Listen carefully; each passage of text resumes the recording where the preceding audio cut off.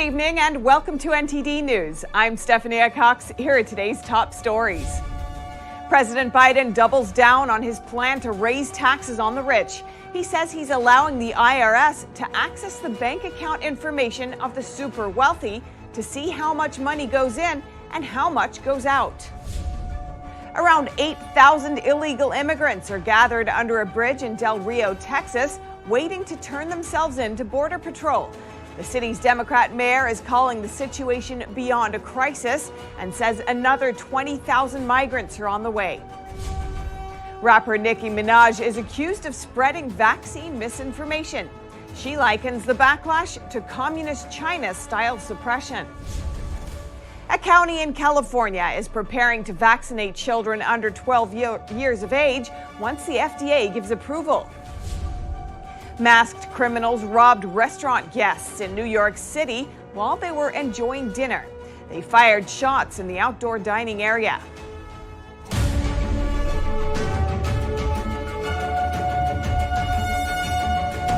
President Biden has a proposal to get the wealthy to, quote, pay their fair share in taxes.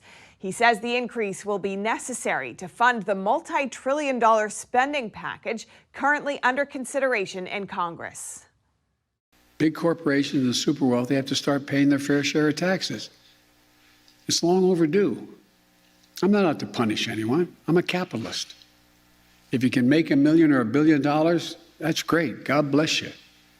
All I'm asking is you pay your fair share. Biden says the top 1% evade $160 billion in taxes every year, citing Treasury Department numbers. A study from the Tax Foundation think tank shows the top 1% paid $616 billion in taxes in 2018. For the same year of the personal income tax that the government collected, they paid a greater share than the bottom 90% combined. And their average tax rate is 7 times higher than the bottom 50%. So what does Biden plan to do? He says he'll give the IRS the resources it needs to keep up with the lawyers and accountants of the super wealthy. It would ask just for 2 pieces of information from the banks of these folks. The amounts that come into their bank accounts and what amounts go out of their bank accounts, so that the wealthy can no longer hide what they're making. Biden is waiting for Congress to pass his $3.5 trillion spending plan, which would vastly expand social welfare, as well as tackle climate change. Democrats this week proposed raising the tax rate on big corporations and wealthy individuals to pay for the bill. The southern border hasn't received much attention recently, but the surge of migrants trying to cross into the U.S. hasn't slowed down one bit. Migrant apprehensions topped 200,000 for the second month in a row. And tonight we have exclusive footage from the Epoch Times showing a dire situation under a Del Rio bridge. NTD's Grace Coulter has the story. Thousands of illegal immigrants, mostly from Haiti, are gathered under the Del Rio International Bridge in Texas. They're waiting to turn themselves in to Border Patrol to be processed. A Border Patrol source told the Epoch Times that as of Thursday morning, around 8,000 illegal immigrants were congregated here, among them Haitian, Cuban, and Venezuelan nationals. The source said the number increased by about 2,000 overnight. U.S. officials have set up drinking water, towels, and portable toilets under the bridge due to the massive influx of border crossers. This has drawn many to gather here. Speaking to KSA-TV, Bruno Lozano, the Democrat mayor of the city, called the situation beyond a crisis. In a video posted by a local radio station Wednesday, Lozano said he's been trying for the last 48 hours to get in touch with the Department of Homeland Security. As you can see behind me right now we have up to 4,000 individuals that have crossed over the Rio Grande. He's calling for backup to help Del Rio Border Patrol, who are reported to be overwhelmed. Lozano said Del Rio already has 2,000 to 3,000 illegal immigrants in detention and said he's been provided information that another 20,000 migrants are on their way to the area from Mexico. So what is the Border Patrol, the Del Rio sector, supposed to do with an influx of not just 4,000, but potentially 20,000 migrants that are coming into the Del Rio sector? Administration, I did give you the stark warning back in February that something like this could happen in the Del Rio area. It's happening right now in real time, and the Department of Homeland Security needs to move a lot quicker and respond a lot faster to this dire situation here underneath the Del Rio International Bridge. The Biden administration is also facing criticism for allowing tens of thousands of migrants to enter the U.S. without being tested for or vaccinated against the CCP virus, while simultaneously imposing vaccine mandates on Americans. According to new data from Customs and Border Protection, arrests at the border topped 200,000 for the second consecutive month and are still on track to set a new yearly record. In August, Border Patrol agents apprehended just over 208,000 people, including nearly 19,000 unaccompanied children. Among them were these two, a 2-year-old girl and a 3-month-old boy, who were found abandoned along the Rio Grande River Tuesday. CBP said a note was left with them, identifying the pair as siblings from Honduras. Numerous border experts and elected officials are calling on the Biden administration to take immediate action to secure the border. Grace Coulter, NTD News. And to curb this surge in illegal immigration, Texas Governor Greg Abbott announced today he shut down 6 points of entry on the border. He says Customs and Border Protection officials asked Texas to step in and assist them. And you may think that in order to vote, you have to be a citizen. But a growing number of municipalities are allowing non-citizens to vote in local elections. Now, the Georgia Secretary of State is trying to prevent that from happening in his state. Please bear with me, it's a long last name. Georgia Secretary of State Brad Raffensperger is signing a petition calling for a constitutional amendment that expressly bans non-citizens from voting in any elections. An election integrity group called Americans for Citizen Voting created this petition. Raffensperger says he doesn't want Georgia to follow the example of some other states. Because there's an alarming trend around the country of allowing non-citizens to vote here in the United States. Elections in Vermont, California, and Washington, D.C. have opened up to non-citizen voters. San Francisco has allowed individuals in this country illegally to cast ballots in local school board elections. Georgia law currently requires U.S. citizenship for voting, but the Georgia Constitution does not expressly ban non-citizens from voting. So future lawmakers could potentially scrap the requirement with a simple majority. Petition is clear and simple. Only U.S. citizens should be voting in U.S. elections. I encourage all Georgians to sign this petition in the coming days, weeks, and months ahead. A 2019 poll shows that 75% of voters support allowing only citizens to vote, and 81% say they'll vote in favor of a state constitutional amendment on it. The president of Americans for Citizen Voting, Christopher Arps, tells NTD how many states already have such amendments in their constitutions. It's passed in Colorado, Florida, and Alabama in 2020. So it has passed. There are 6 states right now in the union that have in their state constitutions that non-citizens can vote. Arps says, given all the election integrity issues in recent years, it's a really easy fix to amend the Constitution and give people confidence in elections. If you look at what's been happening in the Senate, with H.R. 1, H.R. 4, those type of bills where the Democratic Party wanted to federalize elections and make it really open to fraud, that it's really important that we have a non-citizen voting initiatives in these different states. I think that kind of counters what they're trying to do. To amend the Georgia Constitution, 2/3 of both the Senate and the House have to approve the amendment, and a majority of Georgia voters would then need to approve it during the next general election. The same would be required to repeal the amendment. Platinum rapper Nicki Minaj got a lot of bad press for publicly questioning the vaccines and sharing a questionable anecdote. She likened the backlash to the suppression of dissidents in communist China. NTD's Miguel Moreno has that story. News of what's happened with rapper Nicki Minaj has made it into both liberal and conservative talk shows. Minaj laid out on Twitter why she's hesitant to get vaccinated against COVID-19, but got a lot of backlash. She's now likened her experience to what goes on in communist China, where Minaj says she was told to not speak out against people in power. And I remember all of us thinking, oh, okay, well, we understand and we respect the laws here and that it's so different where we live. Don't y'all see that we are living now in that time where people will turn their back on you, not agreeing, but people will isolate you if you simply speak and ask a question.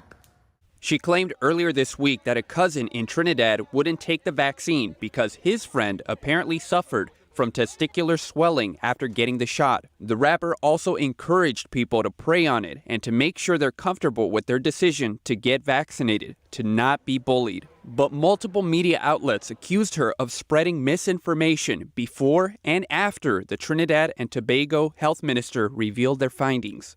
As far as we know, at this point in time, there has been no such reported either side effect or adverse event.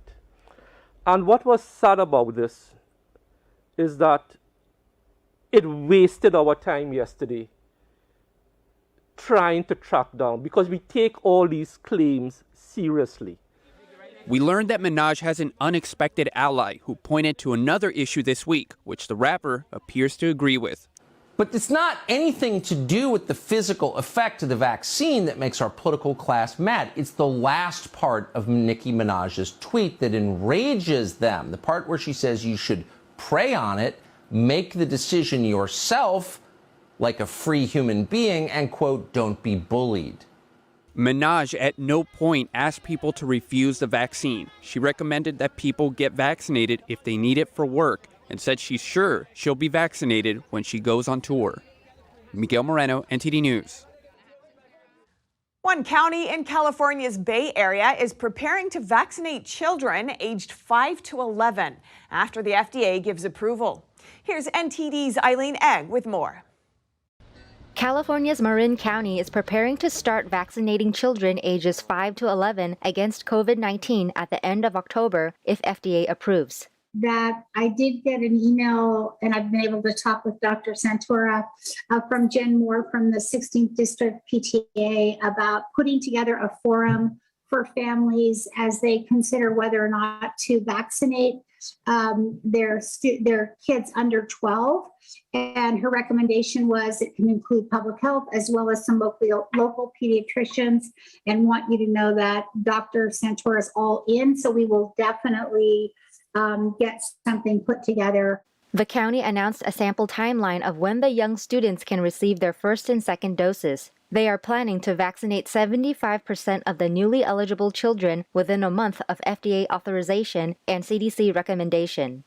And so we need time for our schools to develop an infrastructure to optimize their ability to identify cases and engage in contact tracing so we can identify the true close contacts of an individual and quarantine those individuals, and then identify close contacts who have been wearing masks. And mask is the difference between a quarantine at home right now and modified quarantine. Last week, U.S. health officials announced that Pfizer's vaccine could be authorized by Halloween. Pfizer is supposed to submit data on children ages 5 to 11 to emergency use authorization by the end of this month. Eileen Ang, NTD News, California. The Department of Justice and FBI announced the arrests of gang leadership in California. They call it one of the FBI's largest gang takedowns in San Francisco. NTD's David Lamb reports.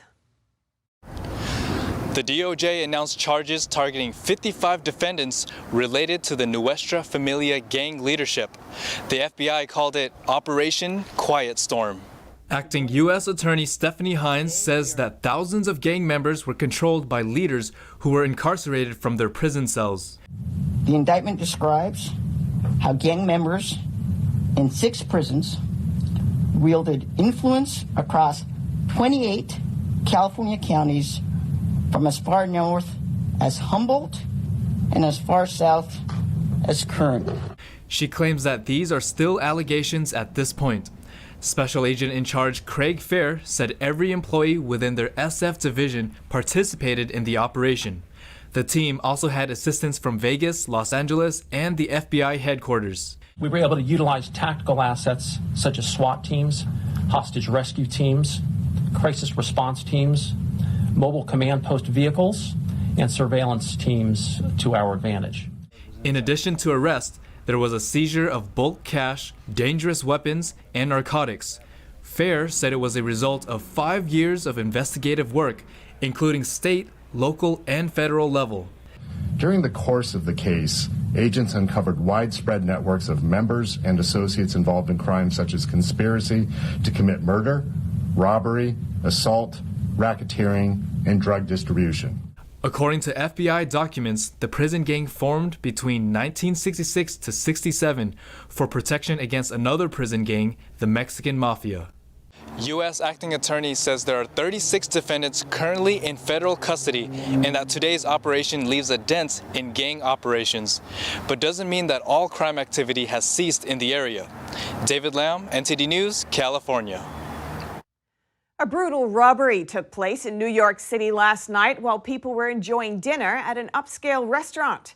NTD's Arian Pazdar was at the scene today. You probably wouldn't expect to get robbed while you're eating at a restaurant. Now that's exactly what happened on Wednesday night here at this upscale Chinese restaurant in the Upper East Side. A black Mercedes stopped right here on the street. Two people armed with handguns got out and approached this outdoor dining area here. They demanded jewelry from guests. Now the first victim gave them his Rolex, but the second one refused. Instead, he tried to take the gun away from the attacker. A shot fell and the victim got hit in the leg. After that, the attacker took off without his gun. The victim tossed the gun to restaurant staff and was taken to the hospital. He was on a first date at that time. Locals say the Upper East Side is usually very safe, but now they say it's changing. It's neighborhood changing. It really is. They got to do something about it. They can't keep going on and letting people just steal from us. We keep giving people money to stay home and do nothing. Let's find jobs for these people maybe, and then they won't need to steal from us. Another resident blamed the city's bail reform, which took effect last year. The environment is changing because criminals are being let out of jail right away. Okay, there's no keeping them in jail and charging them. What happens is they commit an offense and they're let back out on the street in a couple hours. That's the problem. The suspects remain at large, and according to the NYPD, investigations are ongoing. Arian Pastar, NTD News, New York. New York's Governor Kathy Hochul is welcoming Afghans who will be placed in cities throughout the state. She pledged to offer them assistance. The State Department says that over 1,100 Afghans could resettle in New York State over the next 6 months.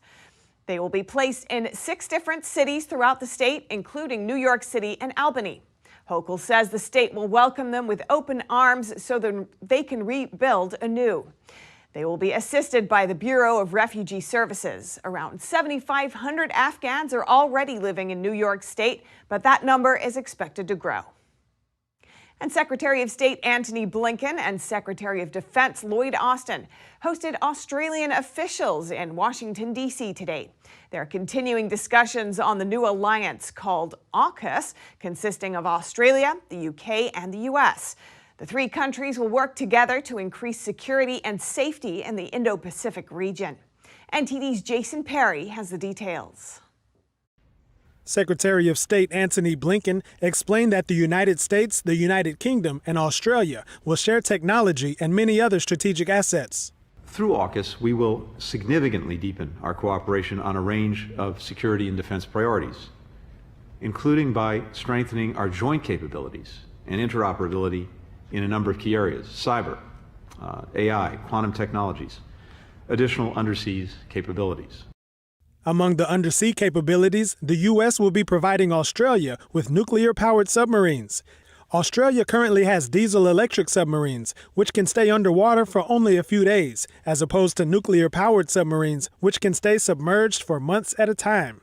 The clear advice to us from the Chief of Navy and the Chief of the Defence Force has been that a conventional diesel submarine was not going to provide us with the capability into the 2030s, the second half of the 2030s, 2040s and beyond, and that we needed a nuclear-powered submarine. And so we looked at what options were available to us. The French have a version which was not superior to that operated by the United States and the United Kingdom.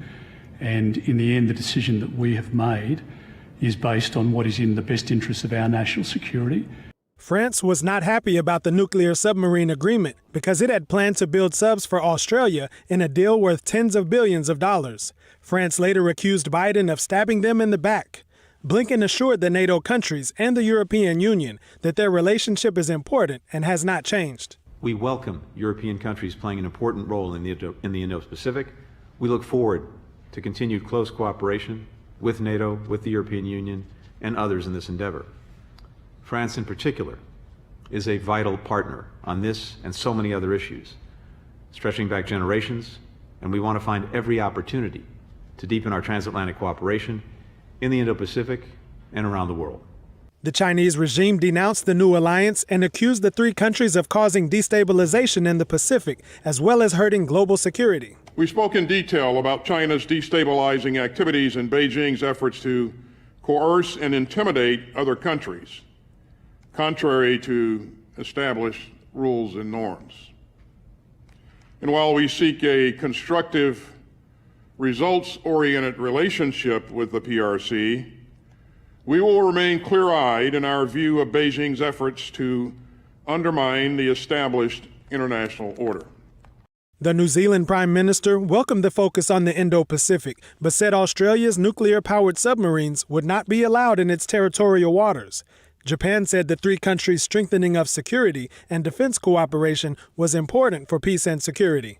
U.S. officials did not give a time frame for when Australia would deploy a nuclear-powered submarine or say how many would be built. Jason Perry, NTD News. And in the Pacific, there are apparently several moves in the works to counter Beijing's aggression. For one, Taiwan plans to increase its defense spending by about $8 billion. Add that to the U.S.-Australia submarine pact. Here's NTD's Kevin Hogan with more on that and General Milley's controversial calls to China. The trilateral agreement between the U.S., U.K., and Australia marks a power shift in the Pacific. The U.S. says the move to lend Australia tech to launch nuclear subs is not to counter Beijing, but an Australian government defense official told BBC it shows the three nations are drawing a line against the CCP's aggression in the Indo-Pacific. And a national security correspondent at the Washington Times, Bill Gertz, shares a similar view. And so this is really stating very clearly to the Chinese that the United States, Britain, and Australia are forming a new alliance because of the strategic threat posed by China, and in particular by the Chinese Navy, which again we've seen a rapid expansion in very modern, high-tech warships with all kinds of advanced missiles.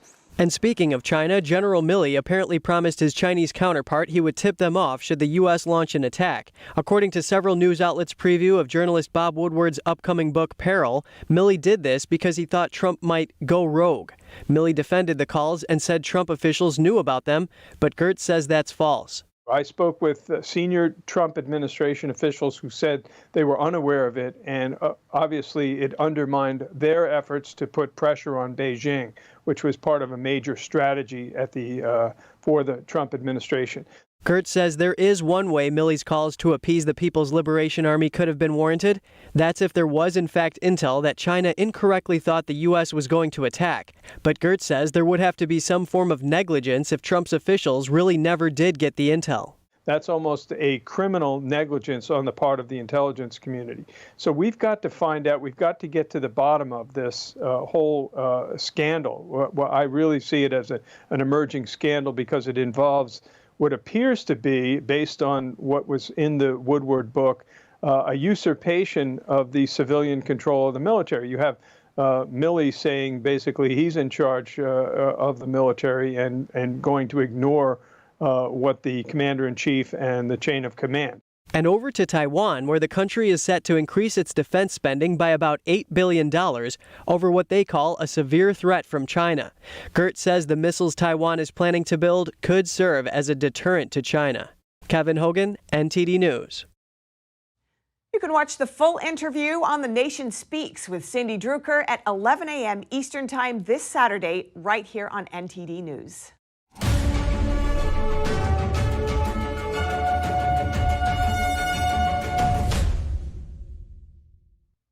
Many schools are accused of becoming too progressive, for teaching things like critical race theory or for getting rid of proficiency standards.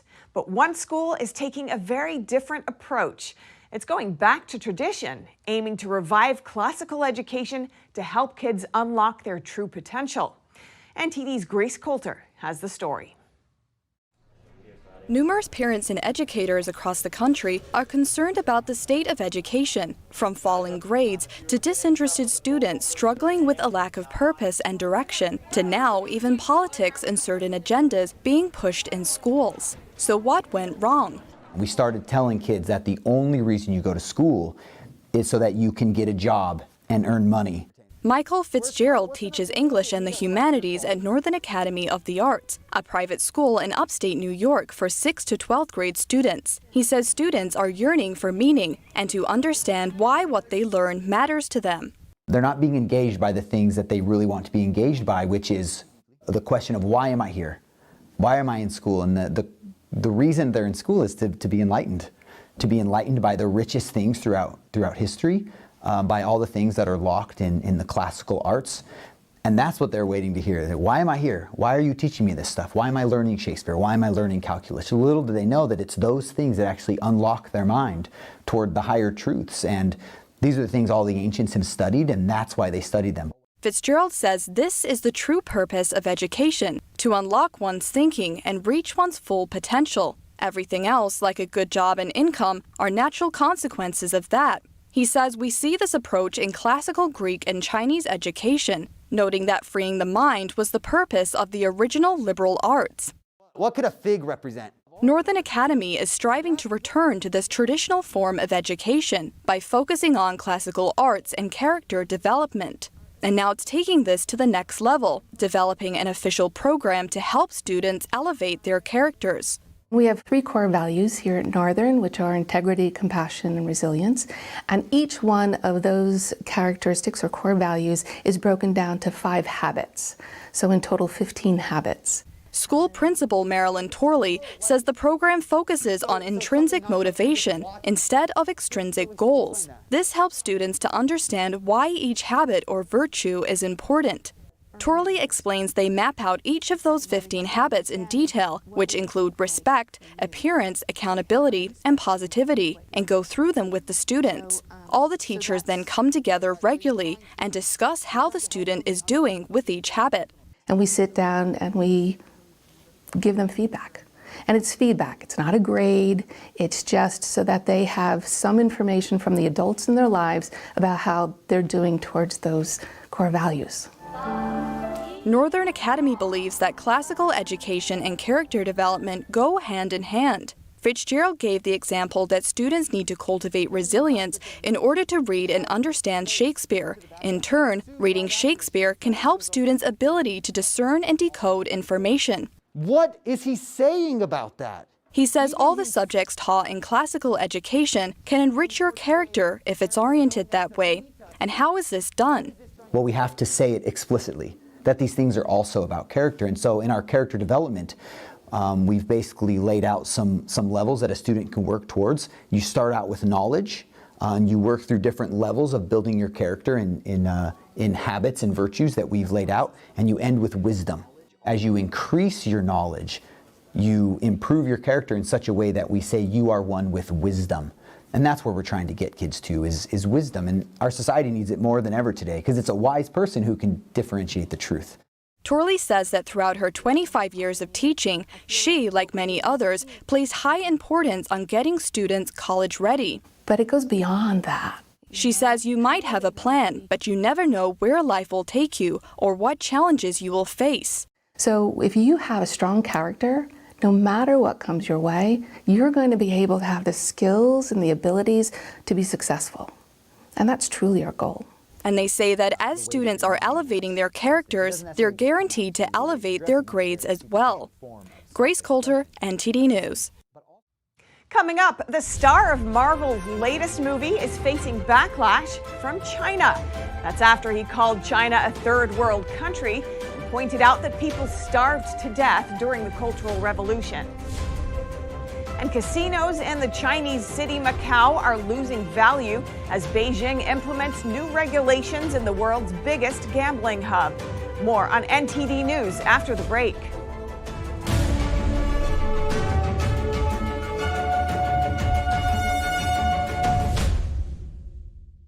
Hi folks, Joe Namath here with a new message about your Medicare benefits. You may be entitled to transportation, meals, and expanded coverage for dental work that includes extractions, fillings, and dentures, all at no additional cost. Plus, depending on your zip code, you may be entitled to the Medicare benefit that adds money to your Social Security check every single month.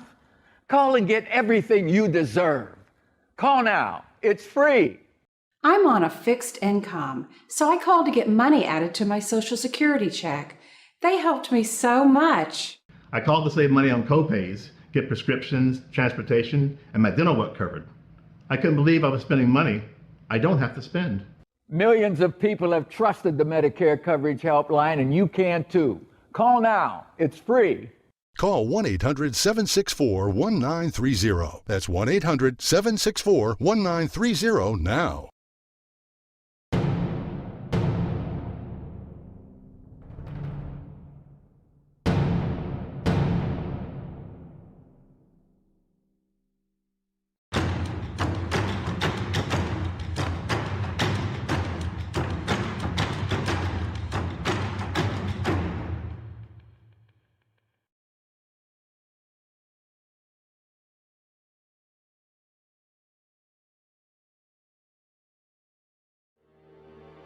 Shall we begin? People are starving, sir. They're unable to buy a simple loaf of bread. Can you make any exception to the mark 666? None. If you don't get the mark, you don't eat. It's that simple. My goal has never changed. People will bow down to me, or they will die.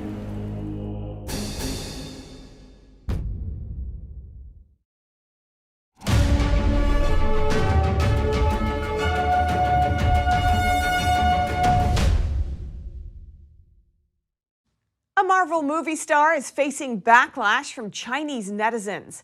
That's after he criticized China, saying it's a third world country and that people were starving to death there just decades ago. NTD's Don Ma has more. The star of Marvel's newest movie, Shang-Chi, is facing backlash from Chinese netizens. It's after a video of him criticizing China resurfaced recently.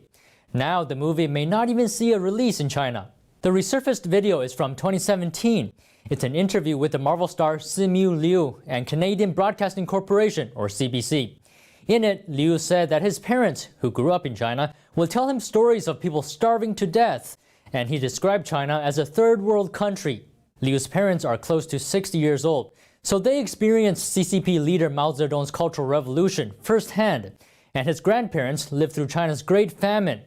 Together, these two events caused tens of millions of deaths in China. Here's a clip of the interview. You know, when I was young, my parents would tell me these stories about growing up in communist China, where you had people dying of starvation, and they lived in the third world. And they thought of Canada as this pipe dream, as this place where they could go to be free and to... This clip has recently shown up on many Chinese social media websites. On Weibo, it has close to 20,000 views, and many Chinese netizens are criticizing him. Some call him a foreigner, saying he's not Chinese. One rhetorically asked, "You still want to make money from us after saying China's a poor third world country that can't afford to eat?" CBC has since deleted the interview from their website in light of the backlash. Now doubts are rising on whether the Marvel movie will get a China release. China's propaganda department oversees film, and they have boycotted movies in the past when actors or directors criticized China. This was the case with Oscar winner director Chloe Zhao's movie Nomadland. Her movie was originally scheduled to release in April this year, but the release date has since been removed by Chinese authorities. It was after a comment resurfaced of Zhao criticizing China, saying there were lies everywhere in the country. Simu Liu was born in China. He immigrated to Canada at the age of 5. Don Ma, NTD News. Stocks in U.S. and other casino companies operating in Macau crashed on Wednesday after Beijing kicked off a regulatory overhaul in the Chinese city, the world's biggest gambling hub. The new rules could see Chinese Communist Party officials supervising casino companies there. Macau's casinos lost around $14 billion in value on Wednesday amid a sweeping regulatory overhaul. The revamp could see officials supervising companies in the world's largest gambling hub. With Macau's lucrative casino licenses up for rebidding next year, a government proposal to revise the city's gaming law spooked the Hong Kong market, with operator stocks tumbling by as much as a third. Wynn Macau led the plunge, falling as much as 34% to a record low, followed by a 28% tumble for Sands China. Peers MGM China, Galaxy Entertainment, SJM and Melco Entertainment all fell heavily, bringing the drop to $14 billion. Beijing, which is increasingly wary of Macau's reliance on gambling, has not yet indicated how the license rebidding process will be judged. Macau's Secretary for Economy and Finance, Li Wainong, announced late Tuesday a 45-day consultation on the gambling industry to begin the following day. He said there were still some deficiencies in industry supervision. At a press briefing, Li detailed 9 areas for the consultation, including the number of licenses to be given, increased regulation, and protecting employee welfare. Government representatives may also be brought in to supervise day-to-day operations at the casinos.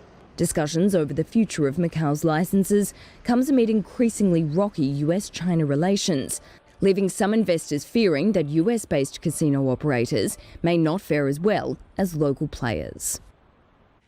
Gambling is the heart of Macau's economy, and it's the only place legal in China. Macau is not only the world's biggest gambling hub, but it's also the biggest breeding ground for money laundering. For years, Beijing has been pouring resources into combating capital outflow, money that left China partly through money laundering. And now to Britain. One of the big promotions in Boris Johnson's reshuffle went to Liz Truss, who replaces Dominic Raab as Foreign Secretary. Truss has previously called for the world to get tough with China.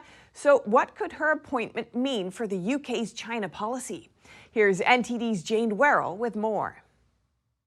Foreign Secretary, are you... Liz Truss is a big winner from Boris Johnson's reshuffle, taking the position of Foreign Secretary. And I'm delighted to be appointed Foreign Secretary to promote a positive outward vision of global Britain, which is going to deliver for people right across the UK. Her predecessor, Dominic Raab, was demoted to Justice Secretary and also given the title Deputy Prime Minister. Truss has been International Trade Secretary since 2019. She's recently called on the world to get tough on China, but this hasn't always been the case. In 2015, when she was Education Minister, she actually praised Confucius Institutes. These are institutes that are funded by Beijing and are known to promote Chinese Communist Party propaganda. She's also called for closer business links between the UK and China. But more recently, in an interview with the Financial Times, she said this is a time to get tough on China and their behaviour in the global trading system. She said that the World Trade Organization shouldn't be recognising China as a developing country. And in a recent interview with Politico, she says that the UK can't be dependent on China. And she's also criticised the treatment of the Uyghurs in Xinjiang, saying that what they're going through is horrific. Now, many of the MPs here will be looking to see if her actions will follow her words as she steps into this new role. Jane Werrell, NTD News, London. The leader of the Greater Sahara affiliate of ISIS was killed in a targeted attack by France in mid-August. French President Emmanuel Macron made the announcement on Twitter early today, saying he was neutralized by French forces. During a press conference, the French Minister of Armed Forces explained that the ISIS leader succumbed to wounds he suffered during a strike on a motorbike. The vehicle had been carrying 2 people during a French-led air and ground operation in Mali. The minister called the ISIS terrorist a historic figure of jihad and said his death strikes a decisive blow to ISIS and the Sahel. He added that the delay in announcing the death was due to the French efforts to confirm the man's identity. And coming up, winemakers in southern France follow a 700-year-old custom created by the Knights Templar to make one of the best red wines in the country. That and more in just a moment here on NTD News.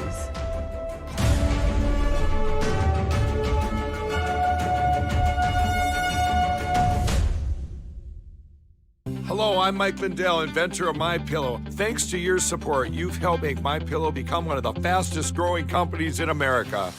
Over the last 12 years, you've helped MyPillow create thousands of jobs right here in the USA. When I got MyPillow, I'm asleep almost immediately. I stay asleep at night and I wake up more well-rested in the morning. That's why I invented MyPillow.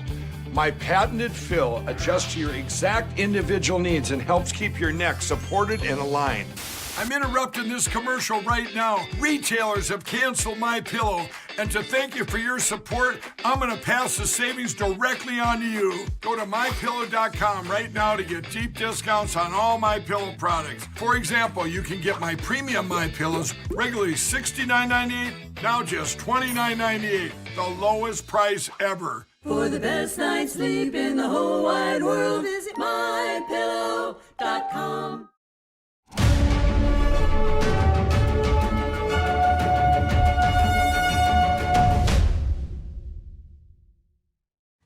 After more than 90 years, Maine's oldest lobster harvester is still going strong at the age of 101. Virginia Oliver is the oldest lobster fisher in the state and possibly the world. NTD's Jason Perry has the story. Virginia Oliver has been catching lobsters for almost her entire life. Well, I band the lobsters and I measure them, and I put them in the tank. Max is one side of the tank, and I have the other side. Max is her 78-year-old son, and they regularly tend to 200 traps off the shore of Rockland, Maine. One of the sea creatures didn't like the fact that it was caught. My son-in-law, he likes crab meat, so I was saving crabs one day. It reached out and bit my little finger. And if it hadn't been for a bone, the end of it would have chewed it right off. Oliver went to the doctor and got 7 stitches on her finger. She didn't like what the doctor had to say about her fishing for lobster. And the doctor says, well, what are you doing out there anyway? Well, that kind of teed me off. And I said, well, that's because I want to do it. Oliver started catching lobsters when she was 8. Now she's 101, and she doesn't plan on stopping anytime soon. Jason Perry, NTD News. During the Crusades, knights in southern France left behind a vineyard, and it's still being cultivated today. Winemakers at the Vineyard are keeping tradition alive, and they continue to make one of the tastiest red wines in the country. NTD's David Vives has the story. Positioned between a mountain range and the Mediterranean Sea, this vineyard in southern France stretches miles. It produces a famed red wine, the Banyuls. The history of the beverage began 700 years ago on these hills. The Knight Templar that led the crusade in the Middle Ages chose this region to grow and reap their liquor. This long-living custom still exists thanks to a group of wine producers who created the brand Terre des Templiers, or Lands of the Templars. Clément Faux is one of the managers that welcomed us. Our grape variety is the Grenache. There is the white one, the gray one, and here our signature variety, the black one. This is a 100-year-old grapevine tree. Just like other plants, its roots are several dozen feet long because they have to search for minerals and nutrients.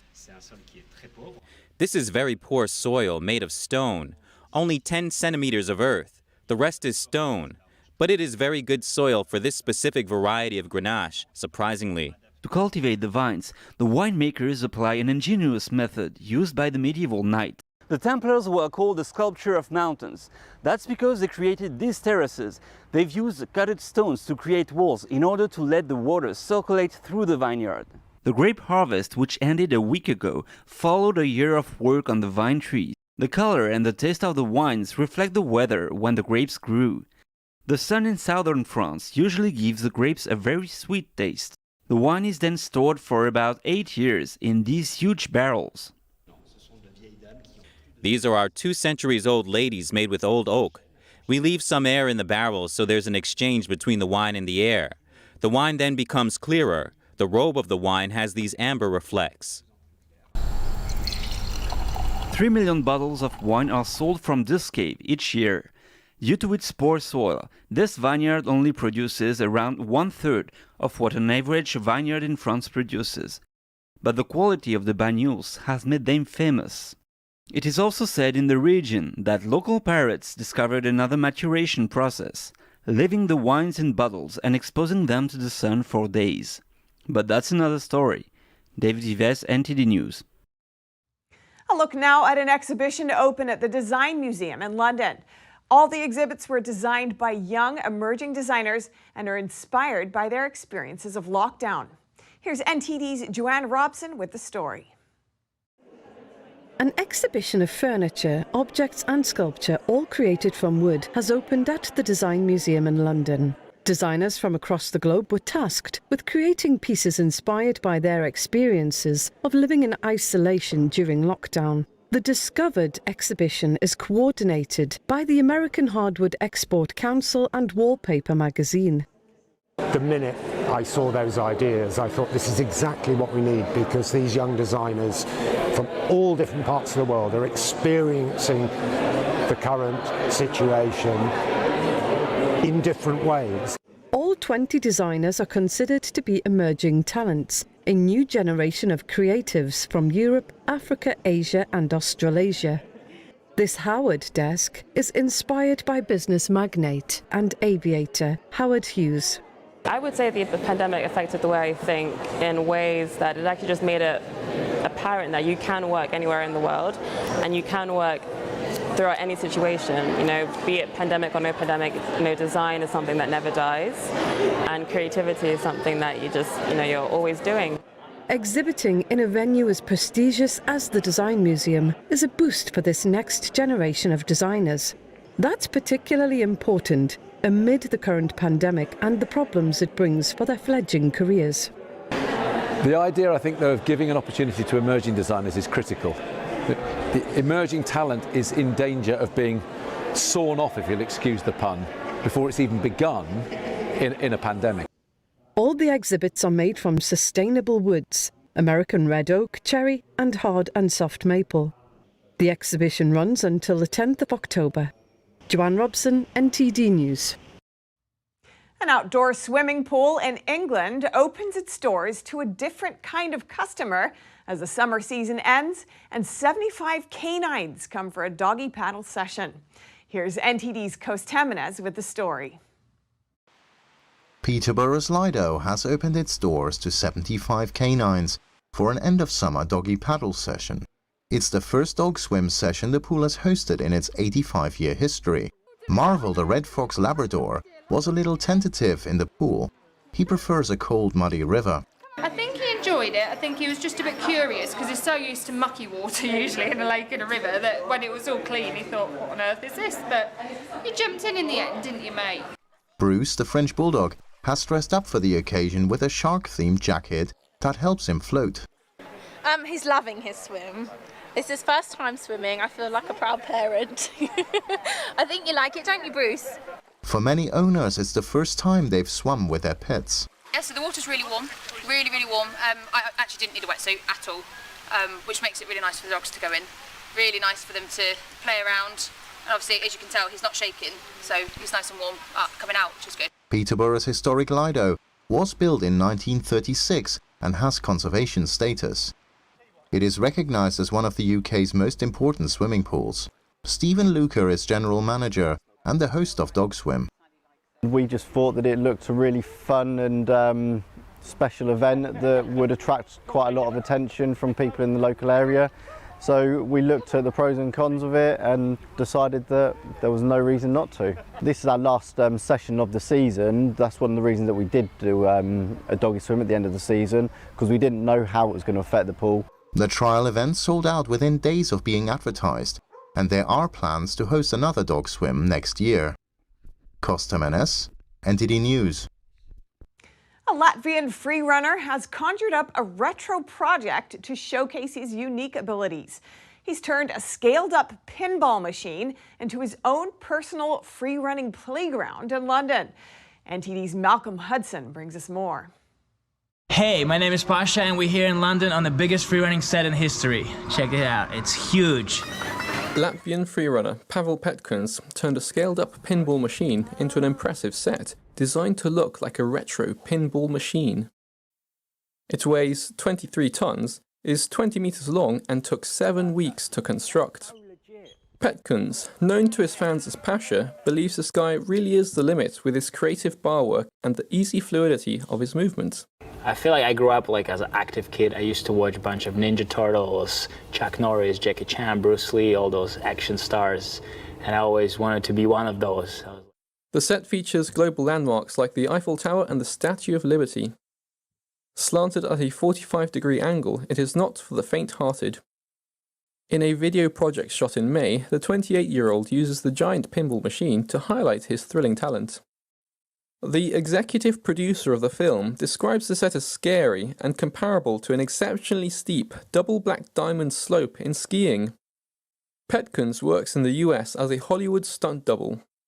He came up with the idea playing on real-life pinball machines during a road trip across North America. Malcolm Hudson, NTD News. And that's all for today's news. Thanks for tuning in. I'm Stephanie Cox.